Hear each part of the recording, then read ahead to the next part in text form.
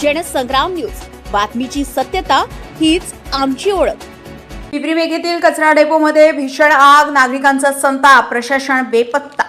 वर्धा तालुक्यातील पिंपरी मेघे ग्रामपंचायती अंतर्गत वार्ड क्रमांक 2 मधील मालेकर लेआउट, हनुमान टेकडी आणि स्मशानभूमी परिसरामध्ये गुरुवारी भीषण आग लागल्याची घटना समोर आली आहे। ग्रामपंचायतीचा कचरा डेपोमध्ये मोठ्या प्रमाणात साठवलेला कचरा जाळण्यात आल्याने आग भडकली असल्याचा आरोप स्थानिक नागरिकांनी केलाय। सायंकाळी 7 वाजताच्या सुमारास लागलेली आग रात्री 11 वाजेपर्यंत धगधगत होती। आगीमुळे परिसरात धुराचे मोठे लोट पसरले असून नागरिकांना श्वास घेण्यास त्रास झाला। विशेष म्हणजे परिसरात बेघर वस्तीतील अनेक कुटुंब वास्तव्यास असल्याने जीवितास धोका निर्माण झाला होता।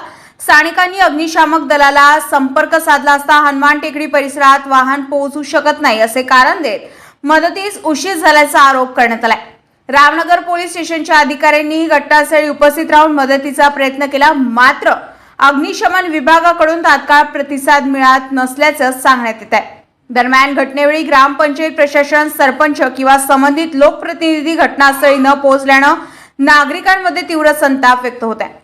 आम आदमी पार्टीचे पिंपरी ग्रामाध्यक्ष शुभम किशोर ढवळे यांनी प्रशासनावर जोरदार टीका करत 4 वर्षापासून कचरा व्यवस्थापनाचा प्रश्न प्रलंबित आहे। इतकी मोठी दुर्घटना होऊनही प्रशासन जागे होत नाही असा आरोप केलाय। नागरिकांनी या घटनेची उच्चस्तरीय चौकशी करून जबाबदारांवर कारवाई करण्याची तसेच स्मशानभूमी परिसरातील कचरा डेपो तात्काळ हटवण्याची मागणी केली आहे। पलाश उमाटे, जनसंग्राम न्यूज, वर्धा।